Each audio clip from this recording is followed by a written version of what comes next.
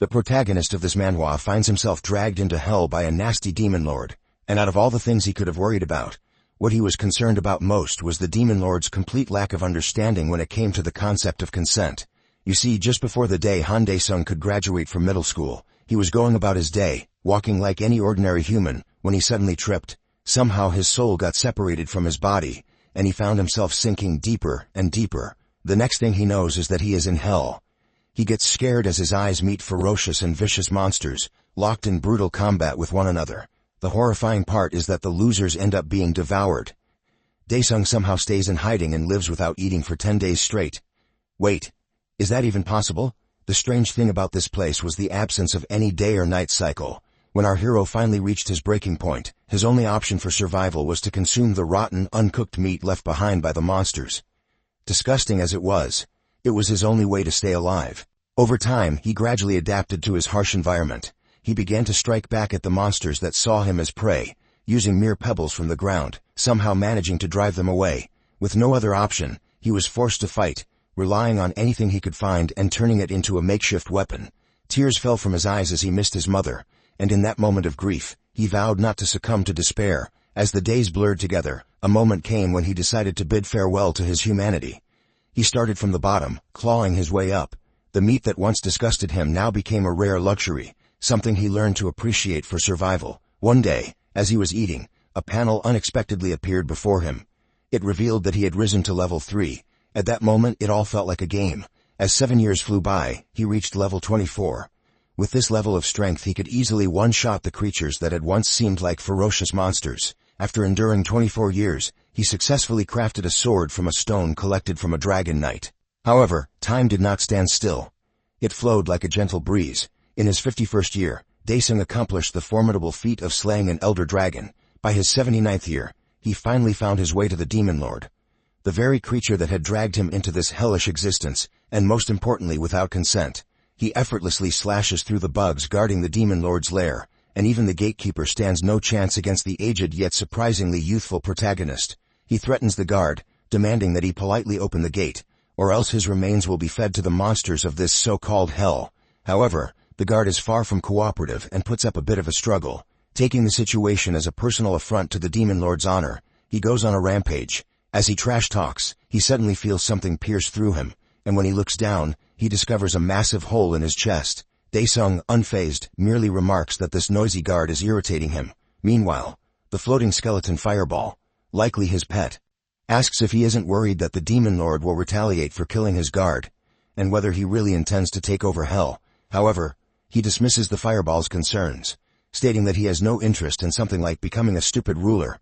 He explains that 80 years have passed since he was dragged into this place, and every monster he has faced has been remarkable, each with fascinating stories and reasons for their presence in hell. This is why he wants to confront the demon lord and ask why he brought him here. The Fireball finds his method of inquiry rather foolish and suggests there might have been a more polite way to approach the situation. It proposes that he should fall to his knees and beg for forgiveness. Yet he remains resolute, insisting that he will resort to violence in response to the suffering he endured, especially since he was brought here without any notion of consent. With that, he grasps his sword and charges toward the demon lord, only to suddenly find himself in a hospital. He panics, wondering if this is all a dream, especially since he hasn't dreamt of Earth in ages. Nearby, he sees children playing, and he realizes that, by his own physique, he appears quite weak.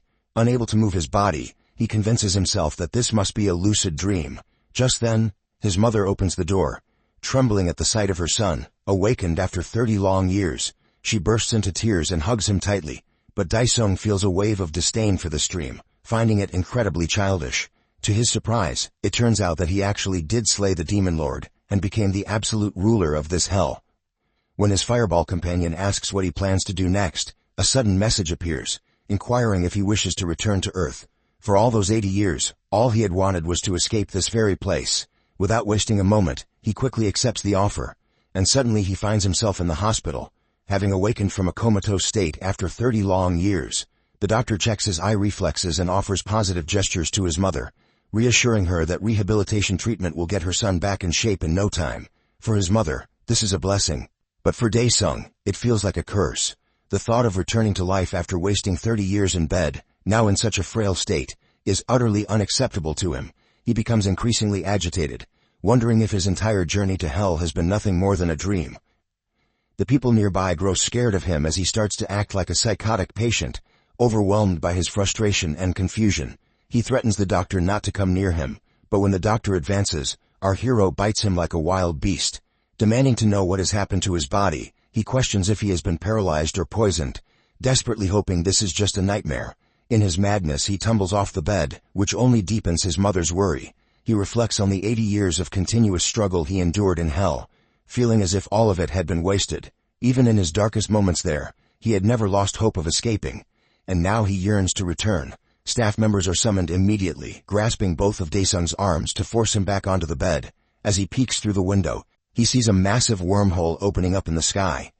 Confused and desperate, he questions his fate, wondering if his life in hell had merely been a dream he experienced while in a coma.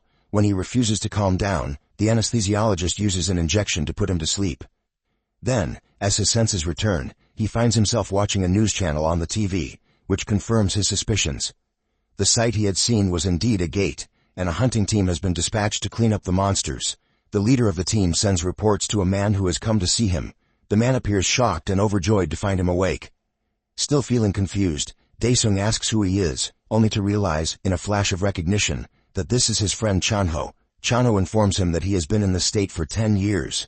He explains that a decade ago, while on his way home, he suddenly fell unconscious and collapsed, and since that moment, he has been lying in this hospital bed. Upon hearing 10 years, Daesung feels a mix of confusion and relief. He had thought 30 years had passed.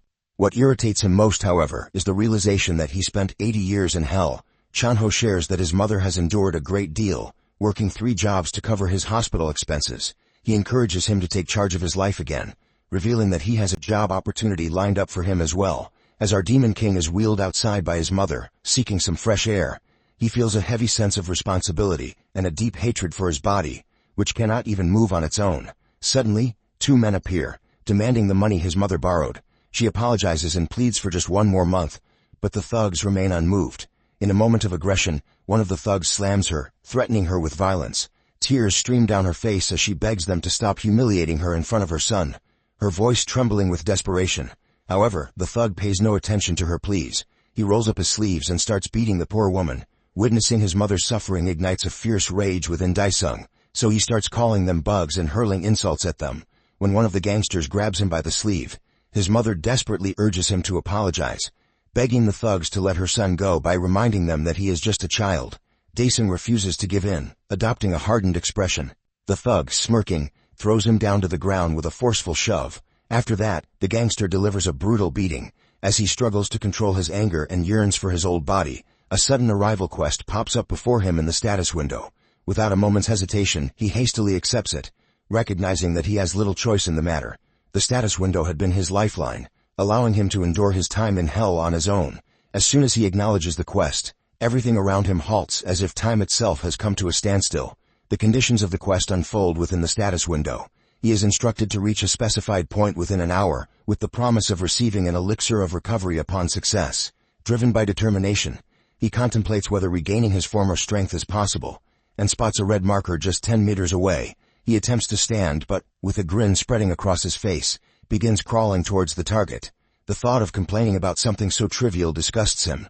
After all, he is the one who has already conquered hell. Crawling slower than an insect, the centimeters stretch into meters, and the meters feel like endless kilometers. At this pace, he starts doubting his ability to reach the location in time. Yet, he strives to stay composed, knowing that, in his experience, the system never assigns impossible tasks or quests. As the seconds slip by, he suddenly notices a loophole. Recalling the quest's terms, it dawns on him that the only requirement is to reach the destination, regardless of how he manages to do so. Our crawling hero grows irritated, realizing how obvious the solution had been all along.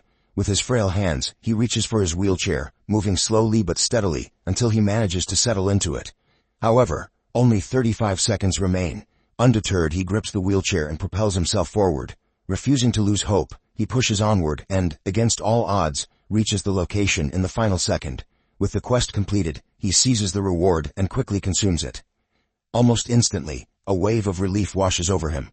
His pain fades, and though only a small fraction, he begins to regain a slight bit of his former physical strength. With the completion of the quest, the time stop effect dissolves. The thugs glance around in confusion, searching for Daesung, who has seemingly vanished into thin air. Before they can begin their search, however, the police arrive, apparently having witnessed the entire incident. With no other choice, the thugs flee the scene in a hurry. Later that night, while lying in a hospital bed, the Demon Lord repeatedly attempts to summon the status window. But all efforts prove futile. He has no idea how it opened earlier. Desperate, he tries different commands like quest and missions. But in the end, he abandons the attempt. His mind fixates on the need for new quests, hoping they will help him regain his strength before the thugs reappear. Suddenly, a strange noise breaks the silence, and he finds himself floating in a place known as the Pantheon. Initially, he dismisses it as a nonsensical dream, but it quickly becomes apparent that this is no illusion. He has been summoned here to fulfill some kind of task.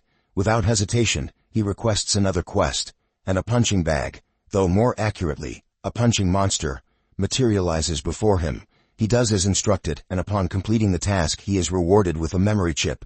No sooner is the quest finished than another appears, this time requiring him to run 10 kilometers.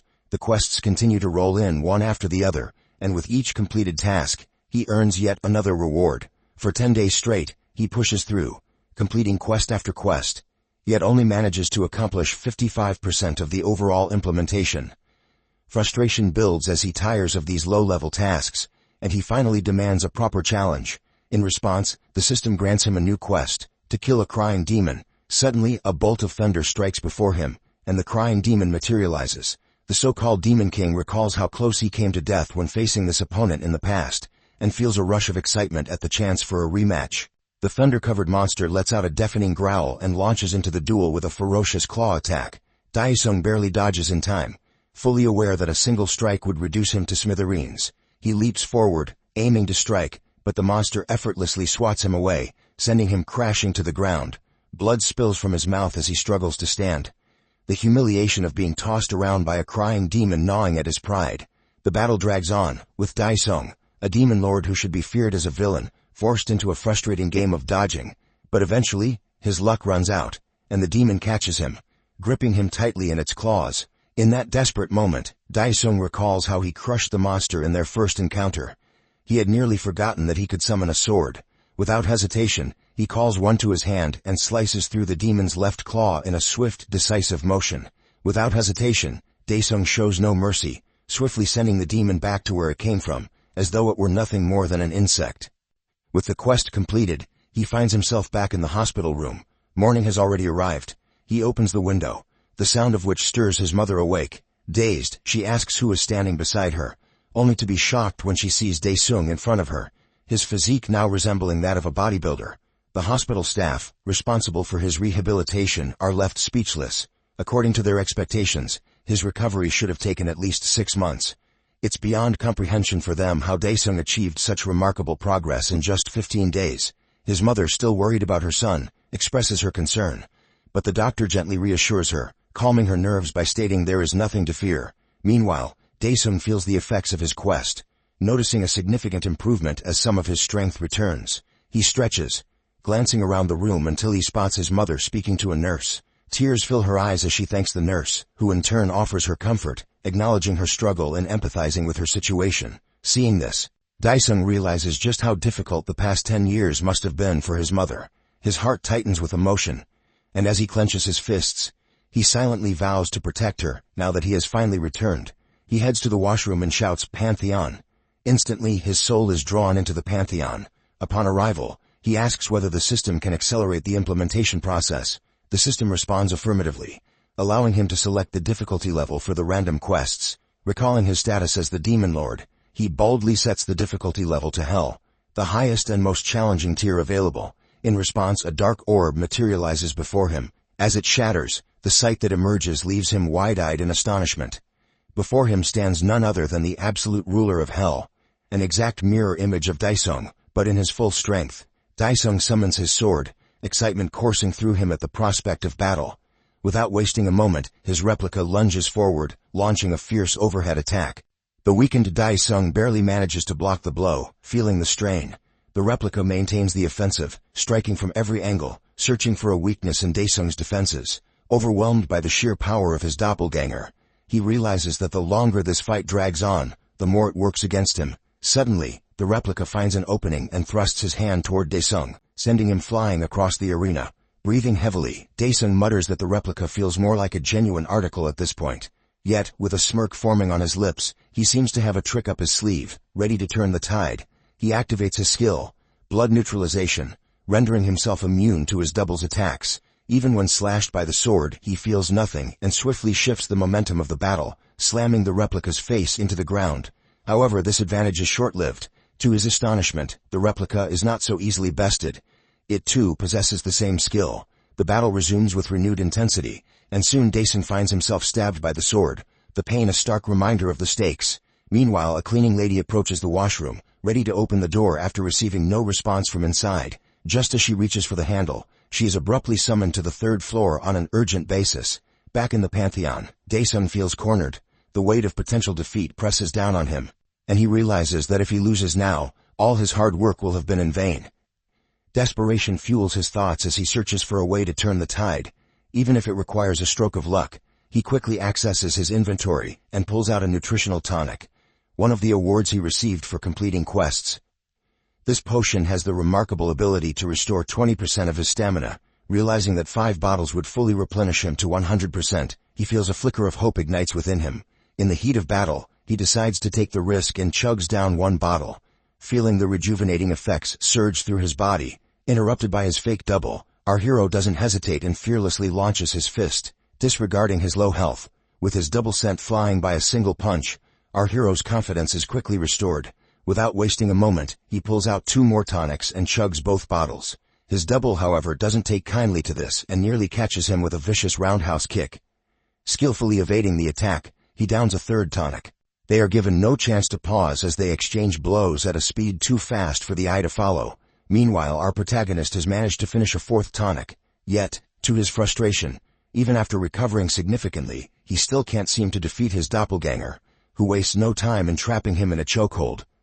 A nasty smile spreads across its face as its blade hurtles toward our Demon King. As a last resort, our guy executes a 200 IQ plan to completely turn the tables. His double's shredded abs are pierced by the original's blade, leaving it baffled as its own weapon disappears into Daesung's inventory. With a cheeky smile, our protagonist laughs at his previously overconfident doppelganger. Watching it collapse to its knees, he savors the last-second victory his gamble secured. Upon completing the Hell difficulty quest, a blazing blue window proclaims that the user has achieved a 100% implementation rate, and that his body is now restored to its peak. As a bonus, he even gains the ability to use the Hell system on Earth. Suddenly, his hospital clothes are torn apart. The sight of his battle-scarred body triggers a flood of memories, reminding our Demon King of all the suffering that brought him to this point, giving him a sense of déjà vu. Nevertheless, when he orders the system to return him to Earth, a panel appears, asking if he wants to read unread messages. Upon selecting yes, the messages congratulate him on becoming a monarch. It's explained that after the monarch left, the heavenly beings took control of Hell, leaving the demons trapped. Realizing the implications, our protagonist scoffs at the very Hell that stole 80 years of his life, now asking for his help. With a cheeky grin, the monarch of Hell defiantly flips off his subjects, cursing at them in vengeful satisfaction. He orders the system to exit him from the Pantheon, leaving the hordes of monsters in Hell stunned as they realize their fate is sealed. Back in the hospital, my guy is casually performing insane one-handed vertical push-ups, while his mother and the doctor watch in silent awe. Using his Sherlock Holmes-level deduction skills, the doctor concludes that Daesung has seemingly awakened, but his mother still struggles to believe her son's unbelievable transformation. Despite the doctor's reassurance, she somberly expresses her desire to understand how this could have happened. Eventually, the doctor suggests she visit the Awakener Association, which her son overhears. The scene shifts to our protagonist and his mother in a taxi. As he reflects on her conversation with the doctor, he wonders what his mom might be hiding from him. Adding to his confusion, he gazes out the window, wondering what happened on Earth while he was comatose. When they finally return home, his mom mentions she'll be back soon and leaves. Entering the house, he is surprised to find a girl with cotton candy hair taking money out of a drawer. He racks his brain, trying to recall who this mysterious girl could be. Just then, his mother rushes in, breaking the awkward silence. She reveals the girl as Jisu, his sister. The realization dawns on him that the girl he couldn't recognize this whole time is his own sibling. Noticing her bratty daughter taking money again, their mom is visibly annoyed as Jisu ignores her and gets ready to leave. Meanwhile, our big brother is still reeling from the shock of not recognizing his only sibling. As she brushes past him, His sister bitterly reminds him of how the last 10 years have been hell for their mother and her. Daesun looks down somberly, regretful that he couldn't do anything to help. As she heads out, their mom asks her to at least say where she's going. Then, a loud voice catches everyone's attention. Once again, the debt collectors have returned. They threaten to break in if the door isn't opened on the count of 3. Everyone goes silent, but our boy is furious, ready to dish out some revenge. Growing tired of waiting outside, the man in the silver suit kicks their door. Mom pleads with her daughter to come back inside, but she remains fearless. The silver suit turns to the thug accompanying him, wondering if they should just break down the door. To their surprise, Jisu steps out and complains that they're being too damn annoying. Momentarily speechless, the silver suit concludes she must be the daughter. Seizing the opportunity, he angrily rushes into the house, while his ugly, lecherous partner leers at Jisu. Their mother, trembling, profusely apologizes as she takes cash out of her purse. But a moment later, the money is in the air as the silver suit, furious at the measly sum, viciously slaps her, knocking the frail woman to the ground. Witnessing his mother being mistreated, our hero, seething with rage, launches the silver suit flying with a single satisfying punch. The fat and ugly thug asks what's happening while the once arrogant man in the silver suit cries to his daddy about being bullied. The thug can only stare in shock as our demon lord thanks them both for conveniently coming straight to him. After a brief taunt, the thug is seized by the jaw as our guy prepares to deliver a much-deserved beatdown on behalf of his mother. He smacks the thug in the face, not 5, not 10, but 100 times before the brute collapses to the ground in pain. Beaten and bloodied, the thug spots a wooden chair. In a desperate move, he grabs it by the leg and tries to smash our boy. But like a total badass, my guy punches right through the chair, sending the thug flying into the wall and landing next to his partner. Panicking, the man in the silver suit pulls out a dagger and mocks our boy. Unfazed, our protagonist calmly grabs the guy by the wrist and twists it savagely, like Play-Doh, in vengeance for striking his mother. The man cries out in agony, clutching his now useless floppy hand. The ugly fat thug warns him he won't get away unscathed. Instead, more savage than the two rascals combined, our Demon King presents a simple solution. Leave no witnesses. Just as he's about to finish off the thug, he freezes at the sound of his mother's scream. She begs her son to stop, and the two debt collectors, now in tears, scramble out of the house. They stumble back to their car, discussing in disbelief how a hospitalized kid could get so strong after spending 10 years comatose.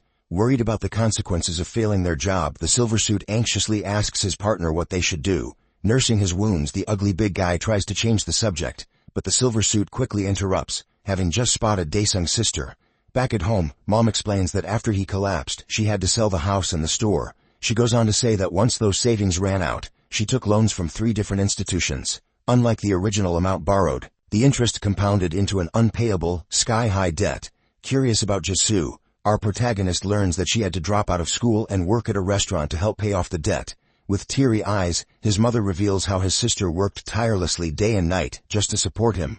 Gritting his teeth, he laments that she shouldn't have had to leave school. His mom then explains that, despite Jisu's efforts, she wasn't earning enough and has been going somewhere unknown for the past few months. Heartbroken at his family's suffering, our guy wishes they had left him to die, but his mother gently reassures him.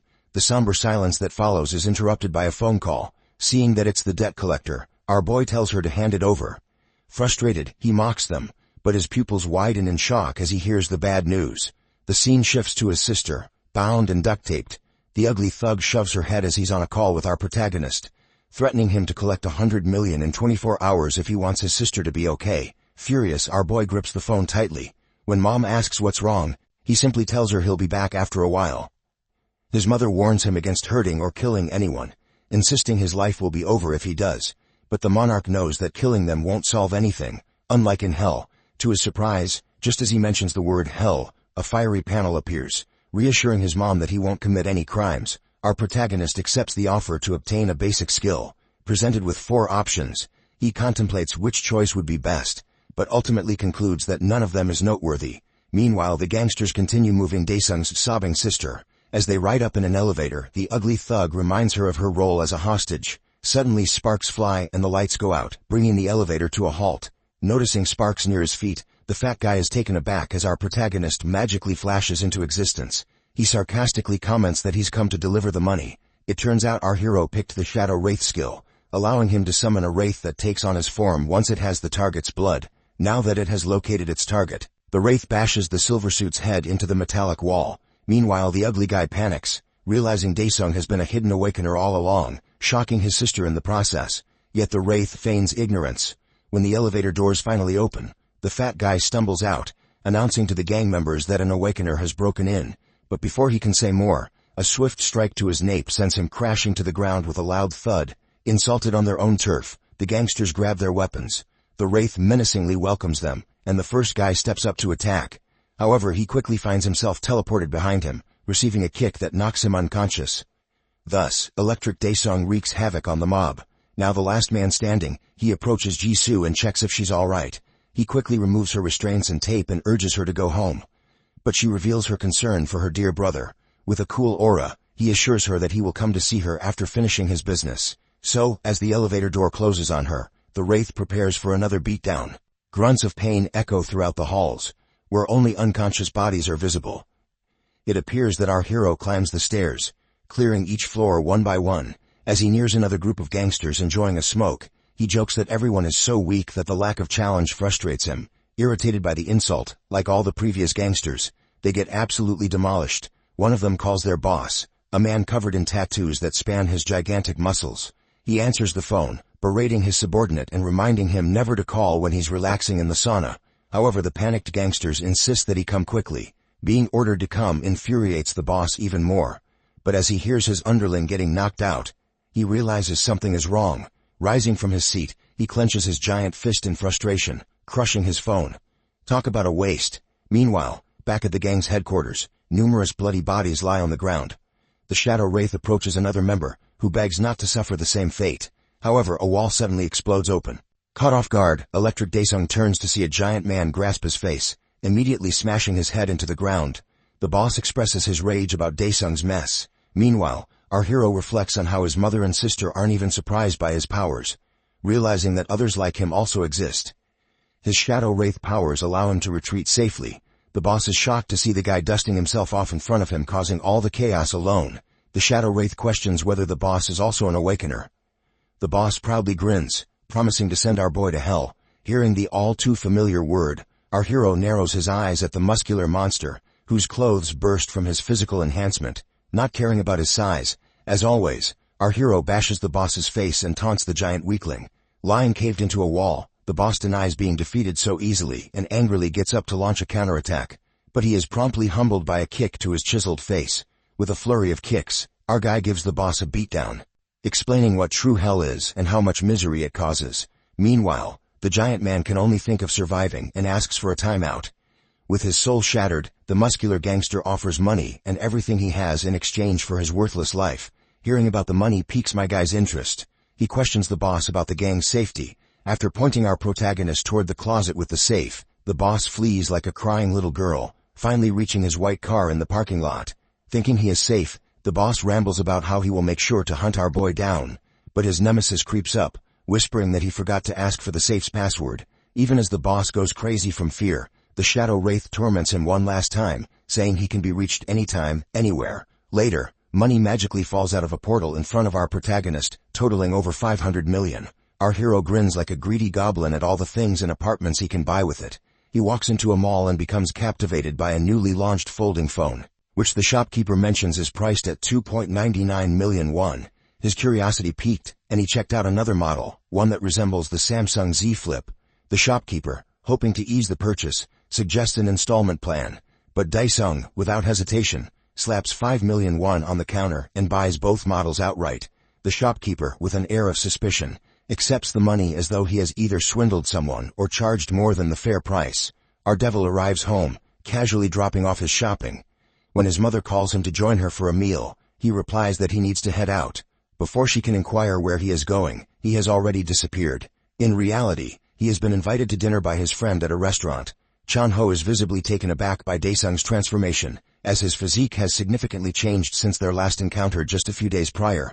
The two begin their meal by sharing a drink. Chanho initiates a conversation, asking Daesung about his future plans, reminding him that they are no longer the carefree school kids they once were. Daesung, however, steers the discussion in a different direction, inquiring how many apartments could be bought with 500 million won.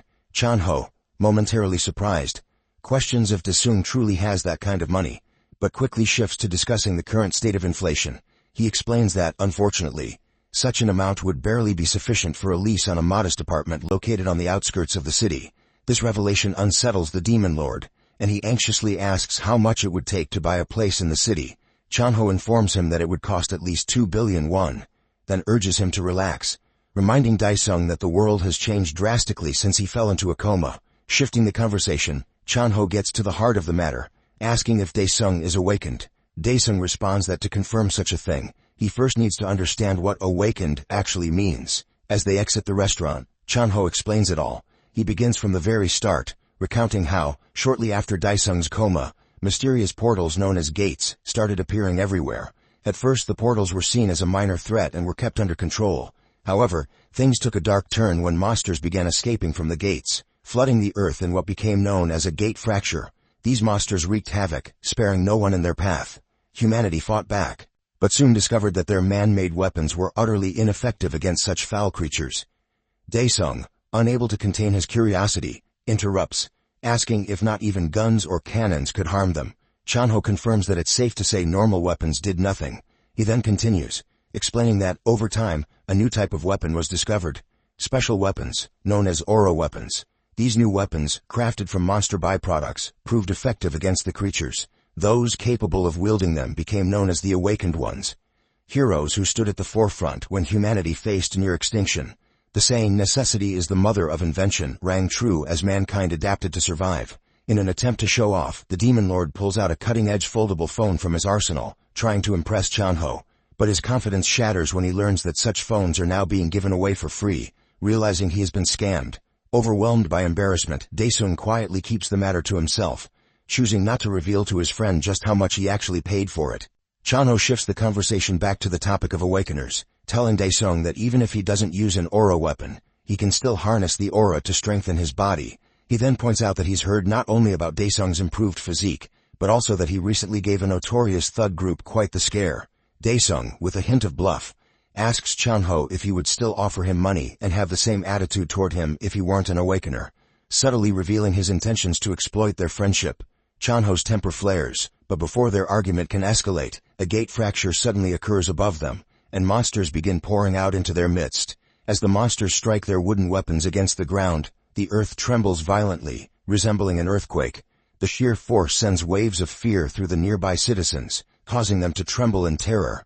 The monsters unleash menacing growls, sending humans into a panic as they flee for their lives. Daesung, however, doesn't recognize these creatures, finding them distinctly different from the ones he had encountered in hell. Wasting no time, Daesung slams his foot into the ground, breaking off a chunk of the road and hurling it toward the approaching monsters. But before the debris can strike, a shimmering shield materializes, blocking the attack.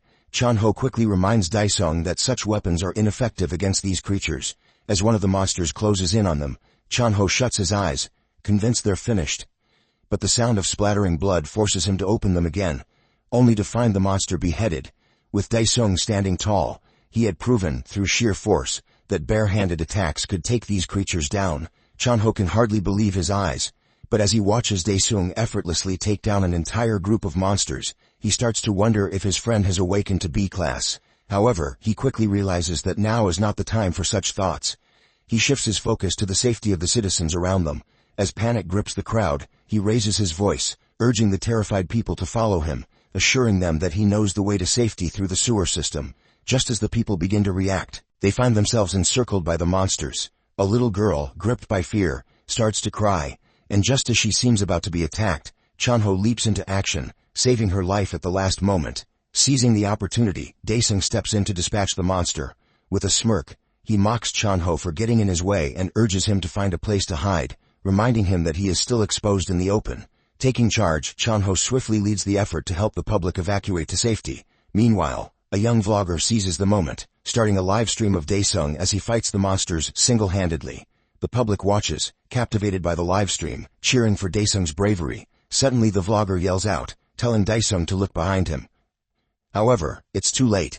The demon lord gets slammed against a car by one of the monsters, the impact reverberating through the chaos. The vlogger, smirking and laughing, is only focused on his content and views, knowing that a hero getting slammed makes for compelling footage that will surely attract attention. Meanwhile, the crowd manages to escape into the sewers. Chanho reunites the little girl with her mother, who embraces her tightly, Tearfully apologizing for the separation, a man turns to Chanho and asks if he plans to go back, leaving him torn. He grapples with the decision, aware that his friend is still out there, fighting against the monsters. The scene shifts back to Daesung, who finds himself cornered by the monsters. One of them wears a smirk, poised to strike, and the vlogger kid covers his eyes, believing the hero is finished.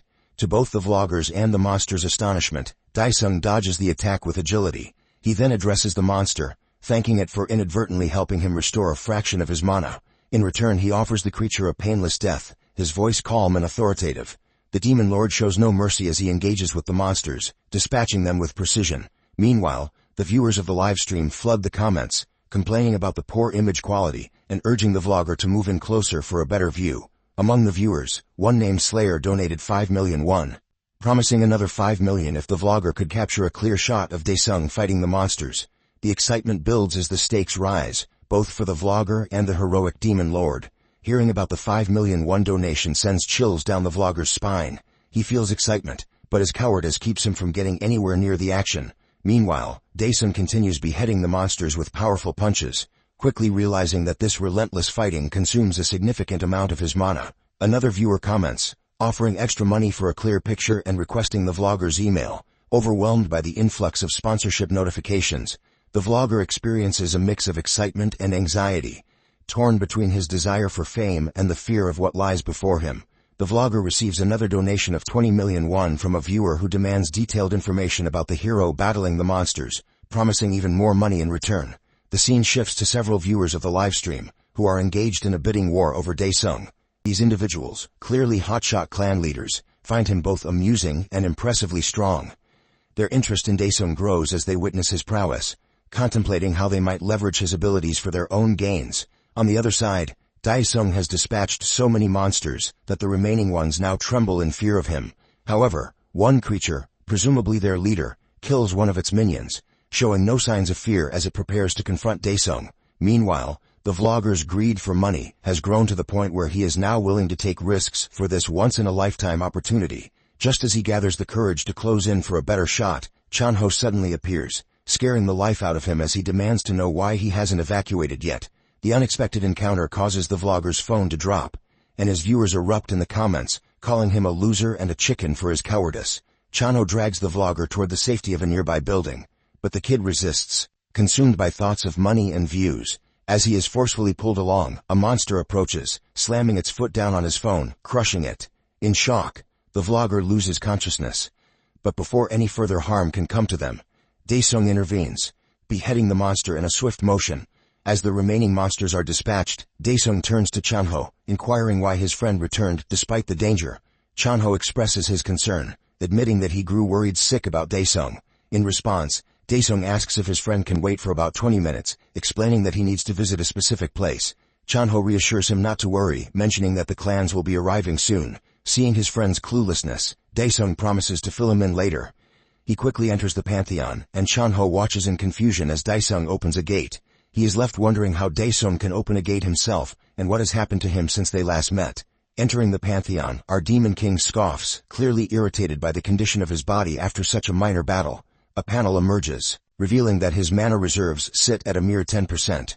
Unhappy with his pitiful mana levels, he searches for a way to rapidly restore them. He soon learns that to regain his strength, he must relive the experiences recorded in his journal, with rewards mirroring the trials he overcomes. A wave of déjà vu washes over him as memories of the journal that kept him sane during his time in hell resurface. Without a second thought, he agrees to the trial.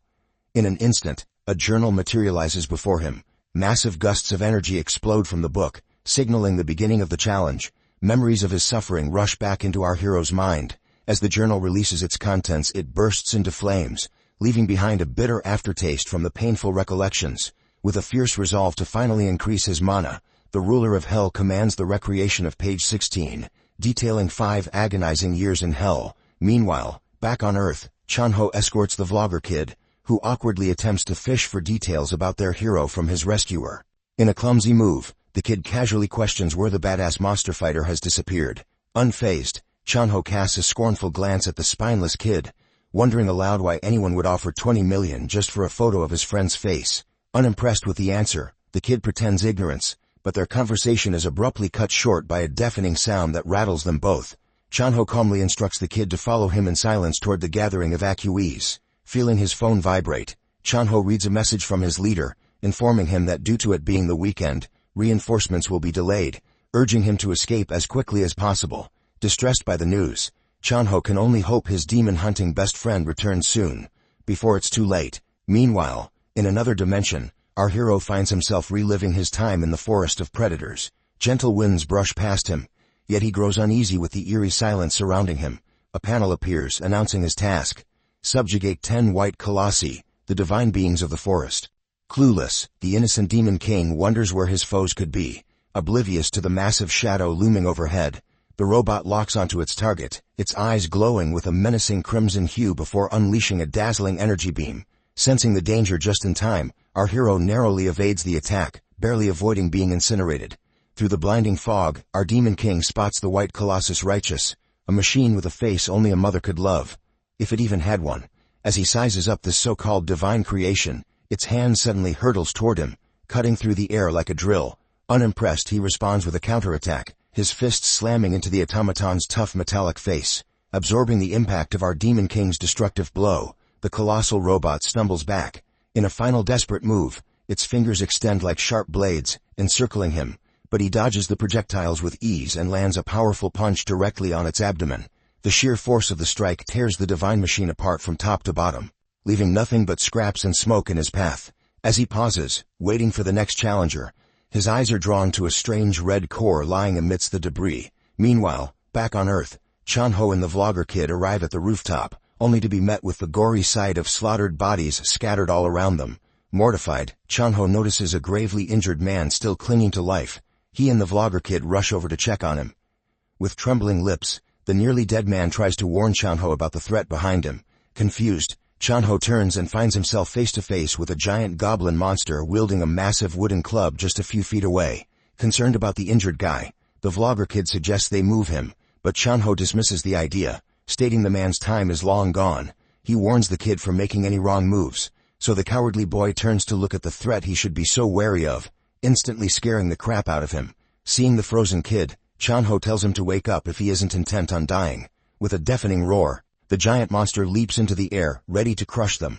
But for now, let's revisit the Pantheon, where the ruler of hell is analyzing the giant red ball. It appears that the divine machines can rebuild themselves, becoming stronger and more adapted against their opponents. Numerous panels appear to elaborate on the irritating feature in detail. Quickly catching on, our hero dashes and punches the core, but almost like jelly, his attack is easily repelled. At 3% restoration, he lands atop the core, visibly irritated. With a powerful rage-fueled punch, he manages to produce only a few sparks of red lightning. Despite the monarch of hell's relentless blows, the core's recovery continues smoothly, undeterred. However, as the restoration nears 70%, error alarms begin to blare. Just as our guy prepares to deliver a final decisive blow, a laser beam whizzes past, barely missing him. He turns, realizing that he's been surrounded by other robots the entire time. The Colossi, in a well-coordinated assault, fires from all directions. Dodging the barrage with ninja-like agility, he becomes aware of the dire situation he's in. To make matters worse, the core silently advances to 98% completion. Regardless, the ruler of hell refuses to give up. Pushing through the chaotic onslaught of lasers, he manages to reach the core and obliterate it at the very last second. Frustrated by the unfair matchup, our hero decides to dig through his memories for a solution. But before he can fully process his thoughts, a searing headache suddenly overwhelms him. By some stroke of luck and a touch of plot armor, the robots ignore his opening. Thus, with memories of his past experiences flooding back, he comes up with a plan to give these ugly machines the beating they deserve. Meanwhile, back on Earth, Chanho and the vlogger kid make a desperate run for it with the monstrous creature looming overhead. The two split up strategically, leaving the oversized brute confused about which one to pursue. Their plan is to loop back and re-enter the building where the oversized, uglier cousin of the Hulk can't follow. Despite the monster's massive arm reaching in an attempt to grab them, they manage to slip through, giving them a brief moment to catch their breath. When the creature eventually gives up, Chanho seizes the opportunity to make a break for it while he still can. On the other hand, our hero is busy leaping and darting between the divine machines in the other dimension, barely avoiding their relentless laser beams. His objective is to cause as much commotion as possible, drawing the attention of every nearby automaton. Once he's seemingly accomplished his goal, he runs far away from the swarm of heavenly beings, landing in an empty area of the forest. He finally stops, allowing the enemies to lock on and charge their laser attacks, but suddenly, one of the colossal robots falls to its knees. Ignoring their ally, the others prepare for their attack, but our demon lord sits cozy and flips a bird to the brain-dead machines. One by one, the lined-up group of machines topples as the swamp whale reveals the reason behind the forest's name. A giant jaw emerges from the ground and devours the divine machines lined up one by one. Reliving his horrible memories, our boy casually watches from afar as the behemoth of a whale completes the challenge for him. With all 10 heavenly beings defeated, a congratulatory panel appears. In return, he receives his new rewards, enhanced physical abilities with boosted mana reserves and the Dagger of Judgment. As the weapon materializes before him, he inspects its special ability.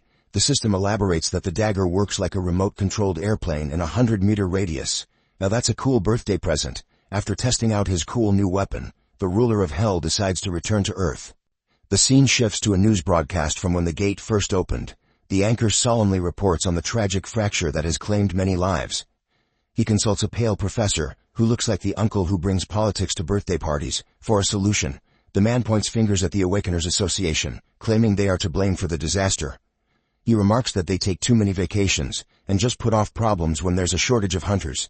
He stresses that fractures do not care if the hunters are chilling in Hawaii or on duty, so they should be held liable.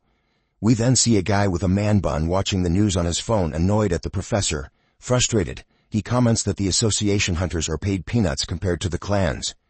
Hearing his partner's whining, the team leader next to him tells him to focus on making results right now, or they could lose their jobs. But their conversation is cut short when they hear breaking news of a certain Awakener having single-handedly dealt with the monsters. Back at the disaster site, Vlogger Boy and Chanho hide in a room, anxiously awaiting a rescue squad. Suddenly a series of loud noises grab their attention as the entire room begins to tremble. They cautiously attempt to peek outside, but before they can fully grasp the situation, the roof collapses, scaring the daylights out of them. Overwhelmed with fear, Chanho wonders if their time has come, but turns out, it's just a starving Daesung standing triumphantly on the extra-large Hulk's beheaded remains. Chanho is delighted to see his friend when he most needs him. Despite his terrible condition, our boy smiles coolly. Noticing something off, his bestie asks if he's okay. Groaning in pain, the ruler of hell commands the fast food kid to cook up some meat for him. The two stare at him, speechless, going crazy about him wanting to enjoy a grilled burger in a do-or-die situation. With no chicken in stock, our demon connoisseur analyzes if the monster meat is edible. He begins chowing down, making the other two nearly bend over and heave their empty guts out. Fortunately, a soldier shows up, making the Vlogger Boy euphoric that he will survive. While our hero silently enjoys his meal, the soldier ignores the boy, viciously expressing his gratitude to him, and states in awe. Before he can realize it's monster guts, Chanho comes in and distracts the soldier. Introducing his pal, Chanho pulls away our hungry hero and urges him to eat his fill later. Unexpectedly, the soldier changes his attitude and explains they can't simply leave. So Chanho proudly brings out his clan ID card. Seeing the man's clan swag, the soldier smiles, ready to escort them to safety. On the other hand, elsewhere, the man-bun guy is busy emptying his guts after seeing the mutilated monster remains. Annoyed, the team leader shouts at him to find survivors instead of curling up on the ground like an insect. Man-bun dude immediately talks a soldier into entering the restricted area, since he's an association hunter. Meanwhile, the graceful team leader ponders over what kind of monstrous guy can tear up corpses like this. The scene shifts to the boys in Chanho's car. Our hero's best friend suggests that they sleep at his apartment. But being a family man, our boy stresses he needs to see his family. The best friend reminds him that his family would be terrified if he visited them in his current state. Taking a short look at himself, the ruler of hell decides to settle on a call with his mother, and the two leave to enjoy some freshly fried chicken. After cleaning up, of course, they finally reach Chanho's apartment, and my guy is impressed by its extravagance. After he cleans up, the two sit at the table with multiple expensive dishes lined up. Curious, our protagonist recalls his friend telling him about the insane money hunters make. Chanho affirms. But he also adds that hunters are scammers considering how much they're paid. When asked if he wants to become a hunter, my guy answers with a grunt while devouring a chicken wing whole. Slightly perturbed, Chanho informs his friend that he would be pretty high rank if he gets himself appraised. He adds that with his insane power, our protagonist would not be less than A rank. Confused by the terminology, Chanho explains to him that a better rank just means that he can join the big clans. Regardless, he points out that the monthly income is crazy high. Intrigued, Daesung asks if there's a rank higher than A, so Chanho reveals that there are only 5 of them, of the 200 million awakened worldwide, the S-rankers. Grinning mischievously, Chanho jokes that his best friend shouldn't dream of becoming the 6th S-rank. Claiming that A rank is great enough, he probes again if our hero intends to become a hunter. Agreeing, Chanho promises to help with everything, and the two bros toast to the occasion. The scene transitions to some mobsters eating in a fancy restaurant. A strange guy with long hair repeats his words to a bald gangster, who is terribly scared of him. The guy repeats himself, wondering if he is correct that a whole organization was taken down by the single hooded boy on his tablet. Wiping his lips elegantly, he jokes that it truly is embarrassing. The brown-haired man, manager of the Hongma clan, Lee Xiaoku, gets up and asks why Baldy didn't run away and come crying to him, one of the good guys. Baldy begs, trembling intensely as the guy puts his hand on his shoulder. With a chilling look on his face, he then asks if Baldy is vibrating because of the dead body across the room, making the gangster sweat bullets. Tearing up, Baldy pleads with Xiaoku not to execute him like the body lying just a few meters away. Gently petting Baldy's head, Xiaoku calmly explains that all he cares about is the stolen money. He makes it clear he plans to take the gang's hidden stash as well. But Baldy, paralyzed by fear, plays dumb. Terrified, Baldy remains silent as Xiaoku quietly decides his fate. Unexpectedly, the long-haired man steps away, claiming to trust Baldy's word. But, of course, mere moments after expressing gratitude for the information, the evenly shaved bald head in Xiaoku's hand explodes. Xiaoku barely acknowledges the gushing fountain of blood as he casually picks up his tablet. Showing a picture of Daesung, he orders a woman lurking in the shadows to hunt down the culprit neatly. Meanwhile, our boy finally visits the Hunters Association. Chanho advises him to enter the awakening test. But when our guy brushes him off, Chanho reminds him to speak formally, unless he wants to look like an outcast. Nervous like a dad waiting for his kid's test results, Chanho requests that he text him the outcome once it's done. Approaching the front gate, our boy surveys the odd crowd of weirdos who've also come to apply. Focused on the paycheck, he brushes off his peers and heads straight into lab number 3. After securing a spot in the waiting line, he checks his phone and sees a message from his mother, asking when he'll be coming home. Not wanting to worry her, he responds that he'll take a shower and be home. Very slowly. Like all moms, she also asks if he's eating well, making our boy smile and look forward to heading home even more. His wholesome moment is cut short when a clerk informs him that it's his turn. With that, a delusional old man starts whining that he's awakened. Despite the employee's reassurances that the meter is functioning properly, the old man refuses to stop his loud complaints. He goes on to claim that losing his hair overnight is proof of his awakening, causing everyone, previously annoyed, to burst into laughter. The stubborn man declares he won't budge until his complaint is acknowledged. Growing tired of the wait, my guy grabs the man's shiny scalp and silences him with an overwhelming aura. Even then, the old man persists, insisting the meter really is broken, so the gracious Demon King gives him the benefit of the doubt, and a hunter offers to check it personally. As he hovers his hand on the orb, it sparks and turns green, showing that he is a C rank. Embarrassingly shut down, the old man sweats profusely. The clerk lady gladly shows the geezer his way out. Clearly shown to be a moron, the old man keeps whining in denial and makes our boy cringe. Finally, his turn arrives. The clerk lady gossips to her colleague about our hero perhaps being the top rank of the day, since she saw his terrifying aura, but he just dismisses her with a bonk on the head. So with the full support of the cute clerk lady, our hero approaches the manometer. A sudden chaos unfolds at the Korean Hunter Association, with commotion erupting all around. The branch manager begins receiving urgent calls, directing him to visit examination room 3 on the 6th floor immediately. Growing suspicious at the abrupt nature of the call, he wonders if perhaps a 6th S-rank hunter has awakened. However, he quickly dismisses the thought, considering it impossible. Upon reaching the 6th floor, he makes his way to examination room 3, only to find a large crowd already gathered there. Pushing his way through the throng of people, he finally sees what has caused the disturbance. The crystal meter orb is shattered, resembling the fractured shell of an egg. The manager grows anxious and immediately seeks an explanation from his employees about the situation. The staff quickly fills him in that a man named Daesung had placed his hand on the crystal ball for examination. At first, the colors within the orb flickered unpredictably.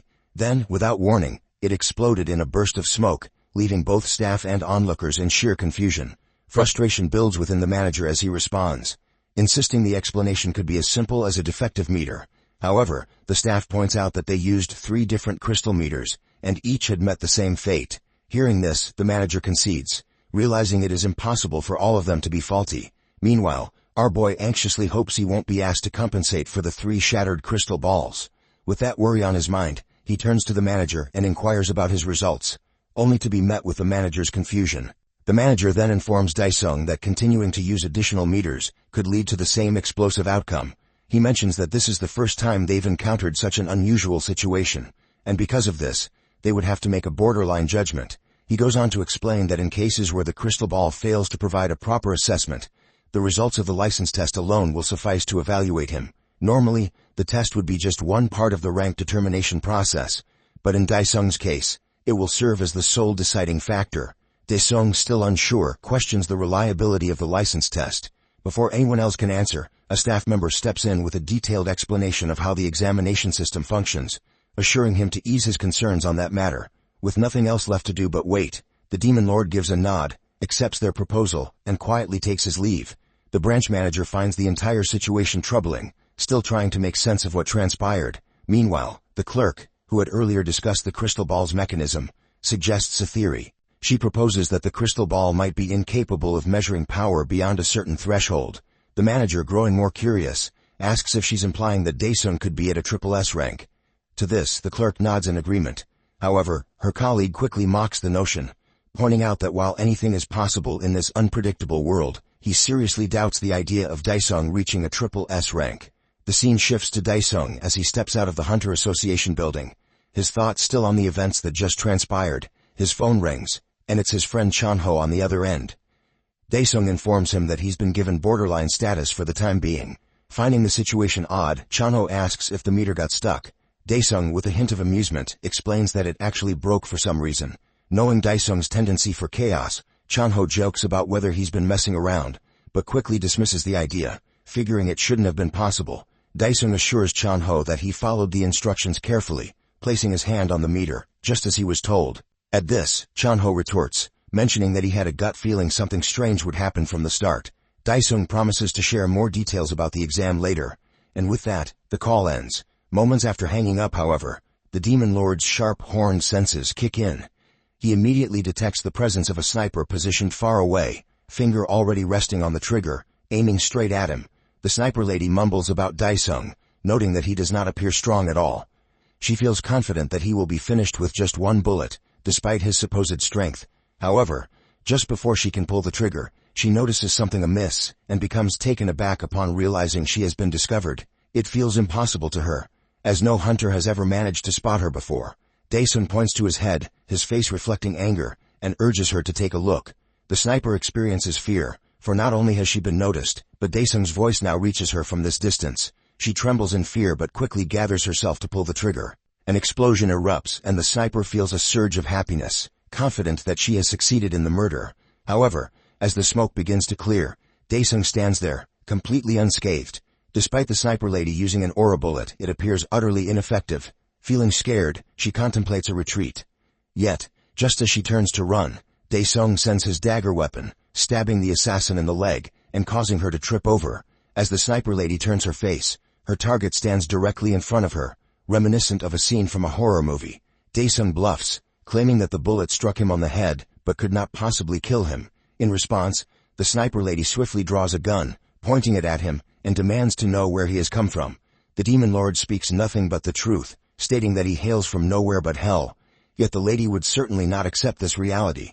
Overwhelmed by fear and anxiety, she fires multiple aura bullets at Daesung, hoping to see him die. Suddenly, he reappears behind her, catching her off guard with his unexpected presence. She finds it incomprehensible, as she is certain her target collapsed, yet he stands there, completely unscathed. Our boy grabs the lady by her neck, throttling her, and slams her against the wall. He uses his power, enveloping the lady in a demonic sluggish material that terrifies her. As she faints, Daesung clarifies that he has no intention of killing her. He picks up the bullets and searches for the lady's belongings in search of clues. Then, he places the bullets onto her head, forcing her to regain her senses.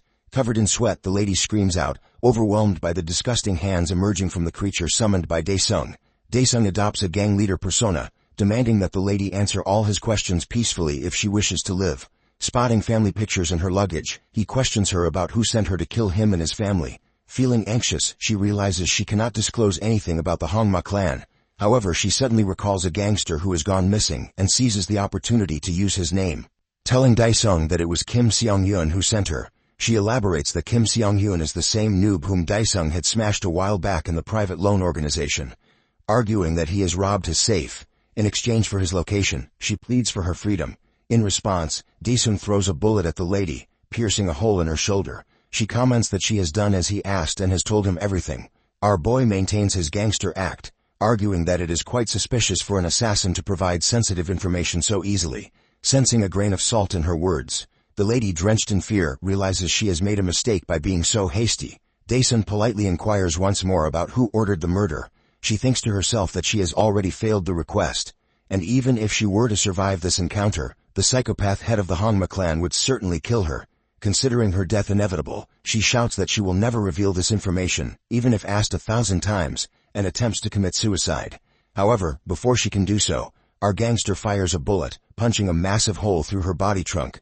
The assassin lady coughs up blood and collapses, dead. Daesung grows irritated, realizing he could not uncover who was behind all of this. He then gazes at her lifeless body, contemplating ways to dispose of it.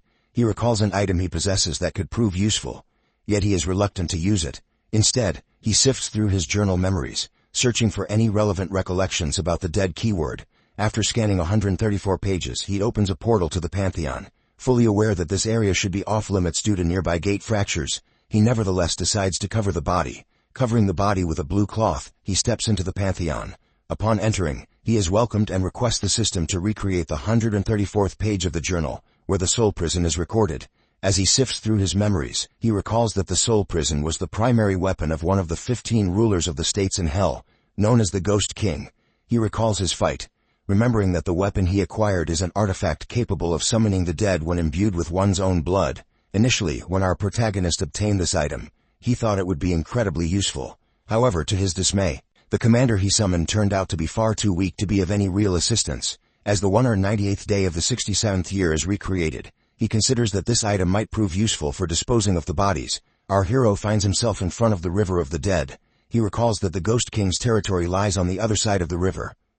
The last time he saw this river, there was a boat available to cross it, but this time, there was nothing at all. Thinking of swimming across the river, he realizes that it is impossible.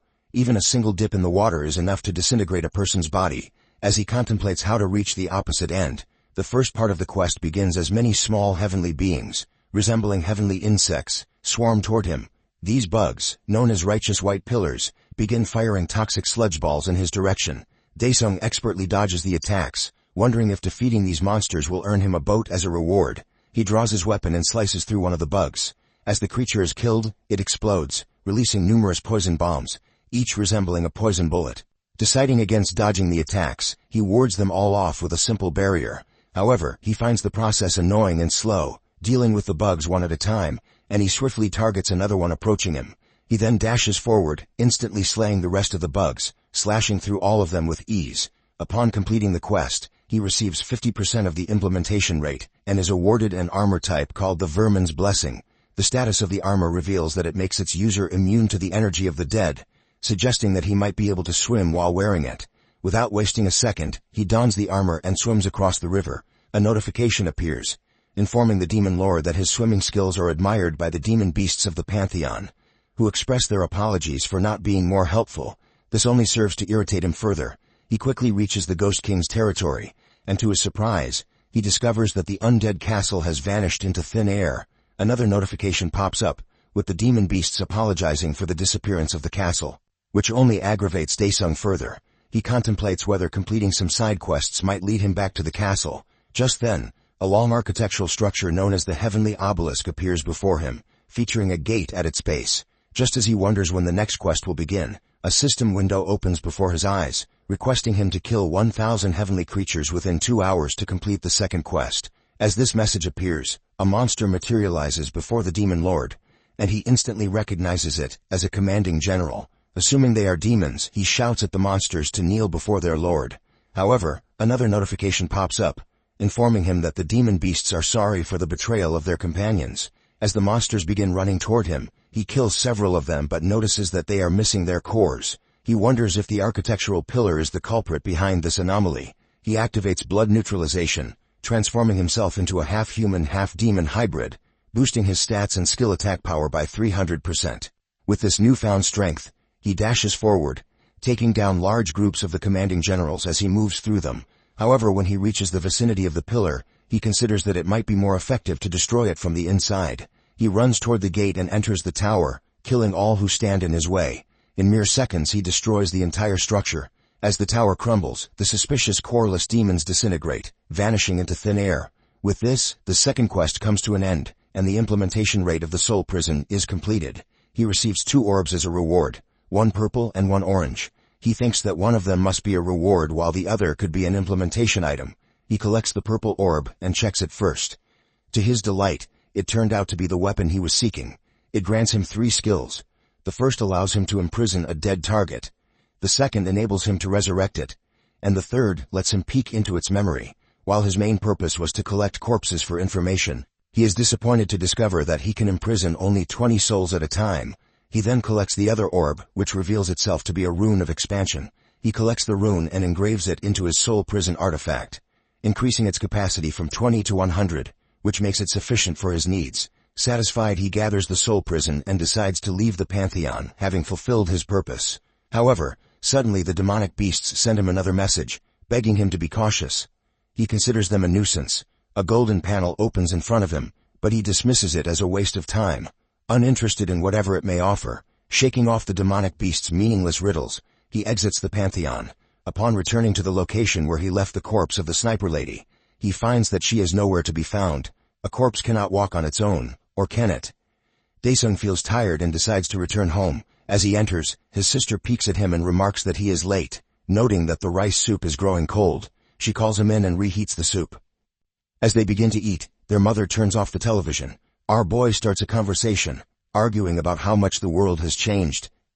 His mother expresses her worry that he might be shocked, which is why she hadn't told him anything. She apologizes for feeling useless as a mother. Daesung reassures her, saying he is grateful that she has survived for all this time. He then asks his mother and sister if they want to get something for themselves. His mother blushes at the question and offers him more soup instead. After lunch he calls his friend Chanho, informing him that he is going underground for a while. Chanho asks if this is in preparation for the licensing exam. The Demon Lord replies that it is similar to training, but that he actually found a bug that disappeared, and he needs to look for it. His friend seems to have no clue what he is talking about. Daesung then requests Chanho to take care of his sister and mother while he is away. Deciding to stand out in an attempt to lure out those behind the assassin lady, the scene shifts to the Hogma clan building, where discussions unfold about how to handle the extraordinary new hunter. Upon hearing of the slaughter of the B-rank assassin lady, Xiaoku suggests forgetting about him. With a villainous smile, he proposes sabotaging the ranking test instead. In saying this, he turns to Jinxiol, the rank A punk in a water tank, and inquires if he is ready. Claiming he was born ready, a scientist prepares to infuse him with a mysterious serum. Smiling sadistically, Xiaoku warns the A-ranker of the mind-breaking pain he will experience. Confidently, the guy responds that he has been prepared ever since he joined. Receiving the green light from Xiaoku, the mad scientist initiates the process. Bubbles start bursting in the water, causing Jinxiol's veins to bulge through the diving suit. Gritting his teeth, the A-ranker's eyes turn white, and magical energy begins to illuminate the skin over his veins. Suddenly the scientist begins to sweat bullets and warns that Jinxiol might die if they continue. However, Xiaoku remains unbothered. He stresses that he would never recruit someone so weak. With 90% of the serum injected, Jinxiol howls in agony, his eyes nearly popping out of their sockets. Just then his heart rate flatlines. Jinxiol goes limp, prompting the scientist to declare him dead. Yet, Xiaoku shushes him. The A-ranker's hands start to move, shocking the white coat as his subject's heart begins to beat once more. Now with luminous green eyes wide open, Jinxiol shatters the tank with a powerful punch. He exits the tank, exploding with energy. Smiling creepily, Xiaoku compliments his little test subject, and expresses eagerness for its performance in the following days. Meanwhile, our protagonist is on the roof, chatting with Chanho. His bestie informs him that he'll need to use the association's equipment.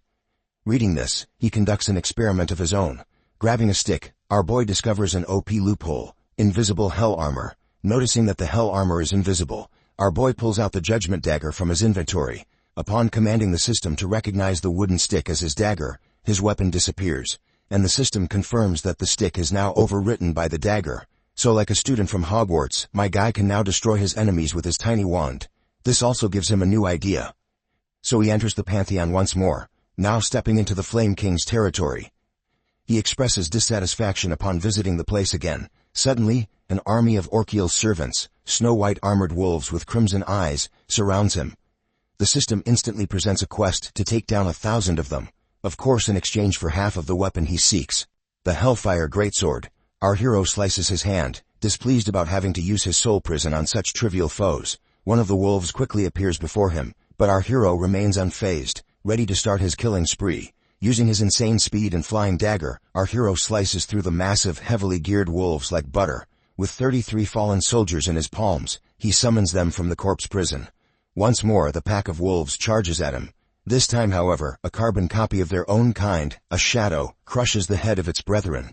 The army of Orkiel's minions freezes in confusion, as exact replicas of them emerge from the ground. With a command from their master, the shadow army rushes in his stead. The two sides clash in a bloody battle while the ruler of hell casually pulls out a smoke. However, he quickly coughs it out, perplexed by how Chanho could enjoy such a crappy thing. Soon, one of the enemies tears through his minion army and approaches our demon king. To the assailant's surprise, the shadow's arms catch it from behind as it regenerates.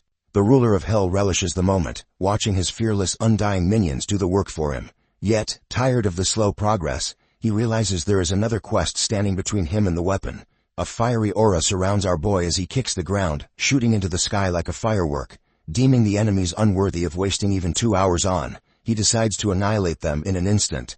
A devilish smile spreads across his face as he plunges back to Earth at breakneck speed. A blinding golden comet descends onto the desert plains, unleashing its shockwave with a gigantic explosion that wipes out all monsters in sight. The scene shifts to Soul Clan HQ, where a samurai lady, Shin Cho-young, practices her skills by slicing up a purple dummy-like monster. As the holographic simulation finishes, 2 men observing from a glass window gauge her abilities. The Soul Clan's leader, Huang Junyoung, remarks that she's built some dangerous habits. The department head comments that they can improve that flaw since they have 10 days. So the clan leader orders him to increase the difficulty of her simulations faster, since they have to beat the Hongma clan's mad dog. Adjusting his glasses, the department head asks if the leader is referring to Jinxiol. The leader states that Cho-young would be unbeatable if not for the Hongma clan's ace. Enraged, he curses the clan for their dirty tactics. The department head attempts to cool him down by reminding him of a past ban. But Junyoung insists that the Hongma, as always, will also play dirty in the upcoming competition. The department head states the obvious, noting that the stage is ultimately set for the top 2, Cho-young and Jinxiol. However, the astute clan leader suggests that this only holds true if there is not another monstrous underdog yet to be revealed. Meanwhile, our hero receives messages of gratitude from the demons, fast approaching the end of his quest. Annoyed by the notifications while smoking atop the corpses of his enemies, he complains that there should be a mute button. Hearing one of the nearly dead wolves growl, he tells it to shut up while he's smoking, ending its life with a stab. This death marks his 1,000th kill and grants him half of the Hellfire Greatsword. The souls of his enemies begin gathering into an orb before him, forming a special item. Reading that he must offer it to an altar, the demon lord is displeased, having to search for it like a peasant. However, as soon as he collects the soulstone, a giant structure emerges from the ground before him, making his job easier. Thus, the second quest for the Greatsword begins. The ruler of hell must now offer the soulstone and be recognized by the guardian serpent. Wasting no time, he places it into a sacrificial bowl. Suddenly, a gargantuan snake is summoned. Narrowing his eyes, our boy starts the fight doing an epic stare-down with the serpent behemoth. A panel appears before him revealing the victory condition. To answer the serpent's questions. Puzzled, the demon king scoffs at having to do a quiz of all things. He gives up, and commands the snake to ask him a question. But what the guardian serpent utters sounds more incoherent than Chinese rap music at double speed. My guy sighs in frustration. Furious, he shoots his dagger straight into its eye, making the beats howl in pain. Not satisfied so easily, he waves his hand to the other side, forcing the dagger through its head, out the other eye. Summoning his dagger back, the demon lord pounces at the serpent, seething with rage at the system for thinking he's gotten soft. Challenging it to give its all against the absolute ruler, he pounds the guardian beast's head repeatedly. The serpent's head swells up like a muffin from the beating and then explodes while our hero bathes in its blood like a badass. However, with his experience, he finds the battle suspiciously easy. Turning around, he recognizes the ancient pattern of regenerating enemies. Confidently recalling how to defeat it, our boy invites the beast to attack him, and the snake hears his call. Flying at him with an open mouth, it traps him within its jaw as a blue flame of regeneration flickers inside. However, Our hero knows this all too well. Without hesitation, he enters the guardian serpent's mouth. Perplexed, the snake turns its head. Suddenly, its pupils burst as the snake vomits him out, and our protagonist makes an epic landing, holding a fiery blue weapon in his hand, the Hellfire Greatsword. The system congratulates him for collecting the sword, but reports that its skills will be sealed until he completes the quest. Nonetheless, he confidently declares that even this is sufficient to defeat the oversized worm. Holding the fiery greatsword in both hands, our boy lowers his new weapon onto the guardian serpent. Its blazing energy travels along the beast's entire body, from head to tail, until the body is sliced cleanly into two halves. The quest reaches its conclusion. The snake can't hear the answer if it isn't alive. Gripping the fully active greatsword tightly, our demon king wears a mad grin, eagerly anticipating what comes next. A panel materializes, announcing the trial of scorching fire. He must endure a full 10 days of burning agony once again to completely unlock the legendary armament, or so it seems. The flames engulf him, yet my guy maintains a cool demeanor. He commands the sword to quiet down and stop burning its rightful owner. However, the timer keeps ticking. With an attitude even more fiery than the sword, he demands the Flame King to come to his senses, and the timer promptly hits 0. The sword responds to its master and begs for forgiveness. This calms our hero's temper, allowing him to greet his old partner. Since all the demons were cast away to the ultimate destination of souls in hell, chaos ensues after his departure. Our hero feels relieved to have found his weapon without needing to visit that decrepit place. The demon sword proclaims that it has been waiting for the ruler to return, making him wonder if his old partner resents him. But the Flame King humbly says that it does not despise him for leaving, but rather the aftermath of it. Confused, the monarch of hell asks it to elaborate. The demon sword explains that hell was invaded by heavenly beings, who took advantage of the demons' powerlessness in the absence of their ruler. Thus they sealed all of hell, banishing all demon folk into the pandemonium. The Flame King pleads with its owner that it reluctantly got swallowed by the snake and avoided banishment like its brethren. Thus it patiently awaited the arrival of its lord and savior. The sword humbly asks his reason for returning. My guy promises to share its purpose when the time arrives. Changing the subject, he asks his demon sword if it recognizes the orb of energy dropped by the guardian serpent. So the Flame King warns him. The Flame King recalls sensing the same mysterious energy from the heavenly beings that invaded hell. Slightly unnerved, the ruler of hell casually raises his hand, absorbing the orb with the confidence that the system won't deceive him with a fake reward. Successfully collecting it, a panel appears, stating that one more is required to gain access to a currently hidden area. When asked if he plans to return to Earth, he remarks that there are still more rewards for him to claim. Meanwhile, back on Earth, an employee in the Soul Clan is chatting with Chanho about the viral massacre video, forcing him to awkwardly conceal his friend's identity. To his surprise, the director appears and invites him for a private conversation. Chanho humbly asks why he has been singled out. The handsome director simply responds that he wants to enjoy a smoke together. Now on the rooftop, sharing a cigarette, the director questions whether Chanho was truly at the center of the massacre. Chanho quickly realizes that the director is assessing whether he can recruit the infamous awakened individual. Not wanting to expose his friend, Chanho claims that there's nothing significant to report. The director, looking philosophical, expresses his determination to recruit our boy, no matter the cost. Chanho awkwardly smiles, feigning ignorance, and steers the conversation toward the guild's ace, Cho Young. At this, the director suddenly falls silent. When Chanho gently prompts him again, the man reveals that she has been pushing herself worryingly hard. 7 days before Daesung's licensing test, Cho Young is seen training in her most challenging simulation yet at the Soul Clan HQ. The B-rank samurai lady instantly slices her practice dummies before they appear. But surrounded by more than she can handle, she gets overwhelmed. This allows another dummy to bite her shoulder off, so the leader immediately terminates the simulation. Startled, Cho Young begs him to wait and give her a chance.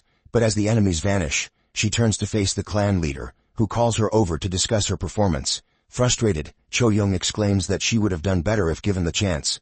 With a calm demeanor, Chun Young points out that she's putting herself under too much pressure. Cho Young in response complains that he has always encouraged her to push for what she wants, even if it means enduring hardship. Maintaining his cool, the clan leader clarifies that this advice applies strictly to physical training. Cho Young, with a hint of sarcasm, remarks that she understands her body's limits better than he does, and insists she hasn't overdone it. Jun Young, now turning sarcastic himself, asks if she really believes she knows herself better than an AI. He tells her to compare her current mental state to that of a normal one. Seeing her haywire graph, Cho Young regretfully admits her mistake. Jun Young, gritting his teeth, asks if she still hasn't noticed her abnormal mental state flagged by the AI, but with a somber look, She mumbles that it's all to get into the top 5. Hearing this, the clan leader questions her true motivation for wanting to rank up. He wonders if her goal is to gain access to the A-rank gates, where she could earn far more glory and wealth. But Cho-young, gripping her bottle until it shatters, bites her lip. She firmly states that her desire isn't for money or fame, but to wipe out all the monsters in the world. 2 days later at the Hongma clan building, Seokwoo makes his way into a heavily secured area. Using his fingerprints, he unlocks a top security door, which creaks open to reveal a mysterious room. Repulsed by the stench, Seokwoo is surprised to find that his subject has been doing well. As he mumbles about changing the ventilation and lighting, his eyes turn to a guy hunched over, devouring a corpse. Jinchul, chewing on raw flesh, glares like an animal at the man who is rambling about him. Completely unconcerned, Seokwoo casually comments that the A-ranker should continue feasting and rest well, so the monster serum can keep working. Gazing at the blood-covered demonic hunter, the long-haired psycho reveals his excitement for his pet to become the star of the upcoming licensing test. And just like that, 2 more days pass. Our protagonist is busy grinding quests to boost his power in the Pantheon. So when the Flame King asks when they will leave Hell, the absolute ruler announces that their time has come. With the last 3 days flying by, the day of the test arrives. In the arena, the commentator announces how, with more people awakening each year, the competition continues to intensify. Journalists eagerly snap photos of the candidates lined up, but their attention is soon drawn to a sleek white Lamborghini. The crowd instantly recognizes its owner, and they rush over to greet the 2 stars of the Hongma clan. A journalist gets the first opportunity to interview Seokwoo. Without beating around the bush, she bluntly asks how he feels about the Hongma clan's return after being banned for cheating 2 years prior. Seokwoo, inwardly cursing the annoying lady, calmly replies that he regrets the so-called accident from back then. Another smug journalist calls him out, accusing him of dodging responsibility with empty words. Seokwoo, unfazed, pats the man's shoulder and confidently declares that this time, the match will be fair and square. With that, the 2 make their way into the stadium. Annoyed by the criticism, Jinchul fumes, upset that Seokwoo didn't lash out in return. But Seokwoo calmly reminds his pet to enjoy himself, but warns him from getting emotional, and to stay cautious, since they can't afford another ban. Overhearing this conversation, a large man in white overhears the conversation. The Hongma leader narrows his eyes, instantly recognizing the heavily disguised silhouette of none other than the Seoul clan leader, Junyoung. He tries to taunt him, saying that he looks like a gorilla dressed up like that, but the graceful old man replies that it's a tactic to avoid the paparazzi. Junyoung fires back that he doesn't like flaunting his fame like a certain someone. Tipping his hat, the legendary clan leader analyzes Jinchul's aura, and instantly recognizes its abnormal nature, which has been cleverly concealed. With a smug grin, Seokwoo tries to brag, suggesting that Junyoung is quite focused on his candidate. But the old man quickly fires back, joking that he hopes Seokwoo hasn't brought another cheater like the last time. After their heated exchange, the Hongma members walk away. Jinchul grumbles that the Seoul clan leader was staring at him like a creep. But Seokwoo brushes it off, telling him to ignore the old man in white and focus on his real target. The cutie passing by, Shin Cho-young. Jinchul eyes her down like a pervert, commenting that she'll be easy to take down. However, Seokwoo warns him not to underestimate her, reminding him that the Seoul clan leader has trained her well. But hearing this only excites Jinchul further. His disgusting face contorts, eager for the chance to crush her. Meanwhile, Junyoung continues analyzing Jinchul from afar, trying to unravel what the Hongma clan might be plotting. But suddenly, his attention is drawn to something far more ominous. Daesun arrives, radiating a monstrous aura. As he walks by, the Seoul clan leader shudders, unsettled by the dark energy emanating from him. Surprised by his shaken demeanor, Cho-young asks her clan leader what's wrong. With his jaw still slightly ajar, Junyoung warns her to stay cautious. She brushes off his concern, confidently promising that she won't let the Hongma clan pull any tricks on her. But Junyoung, narrowing his eyes, clarifies that he's more worried about the other person who passed by her. With 30 minutes left, an announcement calls all candidates to gather in Exam Hall 3. Finishing his call with Chanho, our hero scans his fingerprints and receives a special uniform from a vending machine-like station. In their new cyberpunk-style suits, all the candidates, including our favorite grumbling geezer, assemble in the exam hall. The old man proudly reflects on the hundreds of complaints that got him in. Fired up, he resolves himself to crush our protagonist for daring to touch his head rounder than a baby's butt. But soon after, a massive guy picks him up by the skull and tells him to move aside. Swallowing his pride, the geezer gives up on his revenge. So while the geezer is depressed, our guy arrives on the scene in his new suit, ready to dominate everyone who dares to oppose him. As the exam begins, competitors gather in the arena, where purple rings descend from above. The supervisor greets the crowd and launches into an explanation, noting that these rings represent the 3 floors of the gate, designed specifically for the licensing exam. He further explains that each floor has its own unique environments and distinct clear conditions. As murmurs spread among the participants, a ghostly pale kid questions when they will receive weapons. In response, the supervisor sharply clarifies that no weapons will be provided, and no one is permitted to bring any equipment other than the suits given.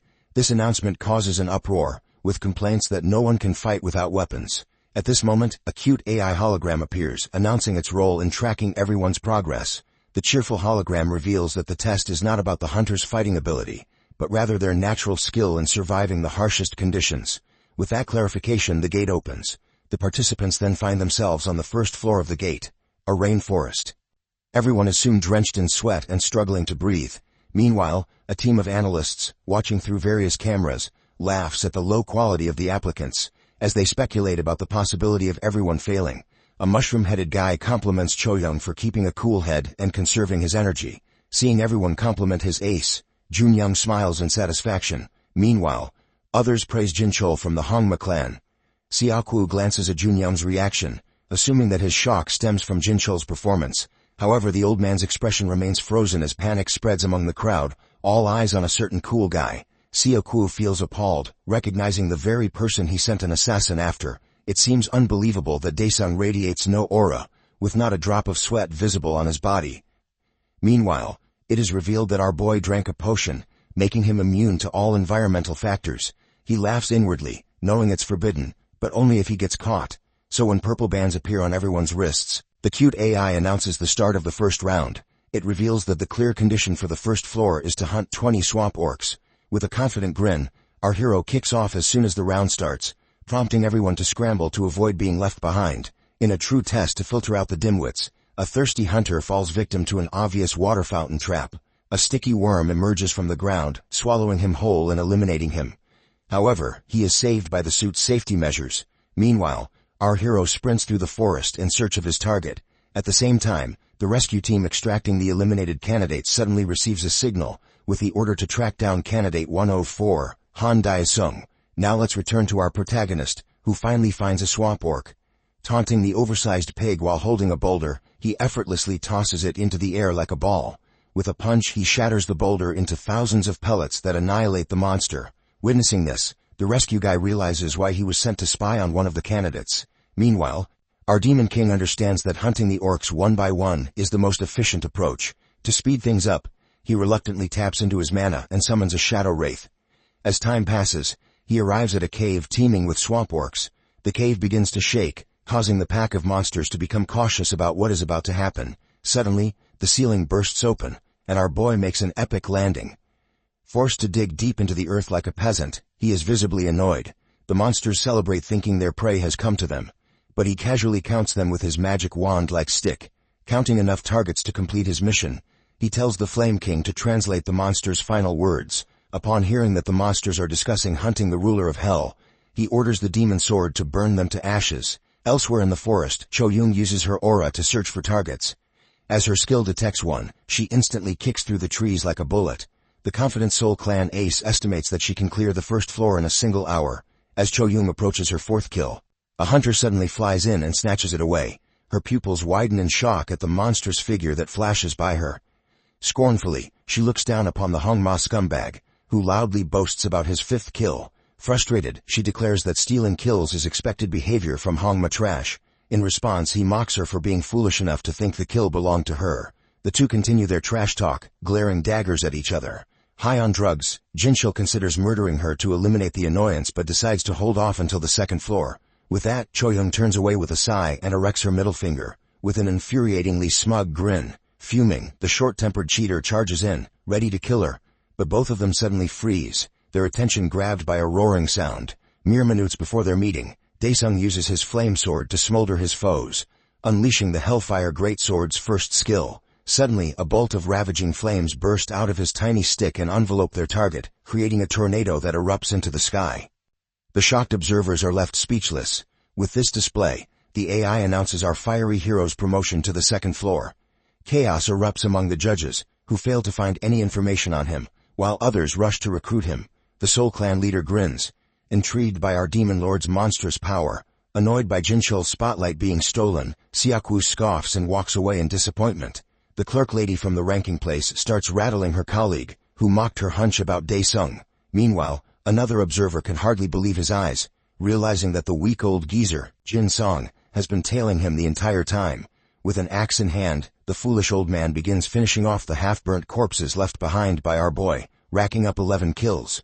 The ranking place employees discuss how the geezer could possibly get in, so the clerk lady spills the beans about his barrage of complaints. Seeing his employees slacking off, the branch manager arrives to explain that he personally approved the geezer. He reveals that the old man was reported to have entered a gate strapped with dynamite. Dumbfounded, the clerk lady asks if the madman is trying to commit suicide. However, the branch manager shares the bald geezer's tragic backstory. It seems he lost his family to a gate fracture and now lives solely for revenge. Questioned about his unnecessary favoritism towards a candidate, the manager takes pride in nominating Daesung, and jokes that the 3-month pay cut to cover the damages was worth it. As they mention his name, the screen focused on our hero begins to blur. While somewhere else in the stadium, Xiaoku throws a hidden message to a hitman-looking guy, and informs him that the control room feed is down. The man is confused, recalling that they were supposed to eliminate our protagonist from the 2nd or 3rd floor. Xiaoku clarifies that the plan has changed now that Daesung left Jinchul in the dust. With his creepy smile, the Hongma leader jokes that eliminating him sounds too harsh. In the end, he tells the guard to read his orders, which are to inject a mutant serum into the monsters at the 2nd floor's gate. As a result, the scout following our protagonist carries it out. So as our hero approaches the gate to the 2nd floor, Xiaoku awaits his failure with a sadistic smile. As the mutant ampules are injected into the golem monster at the 2nd floor's gate, the creature evolves into a mutant swamp-floating golem, now able to produce fog to mislead anyone approaching it. The man hired by Xiaoku finds himself amused at the sight of the mutant creation, admiring the monstrous result he helped bring to life, and hoping for a generous monetary reward. However, the item he holds suddenly explodes, revealing it had been tainted with a paralysis agent, likely placed there by Xiaoku himself to eliminate all evidence. Paralyzed and unable to move, the man watches helplessly as the swamp golem approaches him, showing no intention of letting him escape. Meanwhile, the demon lord grows increasingly concerned, realizing that he has been walking in circles for a while. The map installed in his equipment appears to be malfunctioning, leaving him disoriented.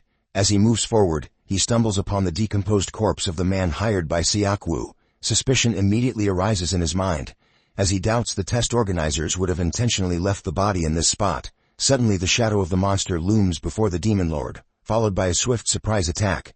He deflects it just in time, using his flame sword cleverly disguised as an ordinary stick. However, before he can fully react, the golem hurls a massive boulder in his direction, which detonates on impact, releasing a surge of smoke and fiery heat. To survive the intense heat, our hero activates his absorb flame skill, shielding himself from the scorching blast. He contemplates using the same fury skill that once defeated the orcs, but, unfortunately, it remains on cooldown. Worse still, the golem seems unwilling to wait for its recharge. The floating swamp golem unleashes a rapid sequence of attacks, which the demon lord deflects with growing frustration. Finding the barrage irritating, Daesung resolves to end the battle decisively by driving his blade through the creature's core. Rushing toward the golem, Daesung strikes its core with a powerful punch, but his efforts barely scratch the surface of its solid rock body. In retaliation, the golem sends him flying through the air with overwhelming force. The scene then shifts to Jinchul, the cheater. He has just defeated his final ogre, successfully fulfilling the conditions to ascend to the 2nd floor. In reward, he receives a small, special box containing a compass for navigation, an ampule, and a cryptic note. Essentially tools for his continued cheating. After reading the note and realizing Daesung is still on the 1st floor, he burns it without hesitation. The scene returns to our hero, who has just been slammed into a tree. He quickly regains his footing, and with a smirk on his face, summons his sludge-like shadow ghost, commanding it to consume the golem. Drawing his sword, he carves a path for the sinister creature, promising it a reward double what it gives him. The flames shrink the shadow ghost to a mere fraction of its original size, but as the golem approaches, it suddenly swells back to its full form. With rapid growth, it extends multiple shadowy hands, grabbing hold of all the golem's burning stones. Meanwhile, Daesung's screen flickers back to life, though all the exam faculty can see is a dense fog. One of the employees remarks that the 1st floor was supposed to resemble a tropical rainforest, suggesting that something has clearly gone awry. Suddenly the golem appears on the screen, causing the spectators to question why such a monster has been placed in the test. The branch manager's attendant notes that the creature is a mutant in every sense, and asks for orders on how to proceed. However, the branch manager remains unresponsive, completely absorbed by the scene unfolding on the screen. At that moment, another employee arrives and informs him that the test examiners have surrounded Daesung. They ask whether they should forcibly intervene and stop the test. Apologizing, the manager acknowledges that the situation can no longer be helped. But just then, the clerk lady points out something on the screen. It seems the golem has already been defeated. Its burning fragments are seen flying through the air, followed by a powerful explosion. At this moment, the manager finally grasps the true strength of their demon king. What he had earlier dismissed as a mere measurement error now becomes glaringly obvious. Daesung's power is beyond their ability to grade, rendering their attempts futile. The branch manager reflects on Daesung, now perceiving him as a monster beyond imagination, possessing unparalleled strength. If you liked the story, don't forget to subscribe for part 2.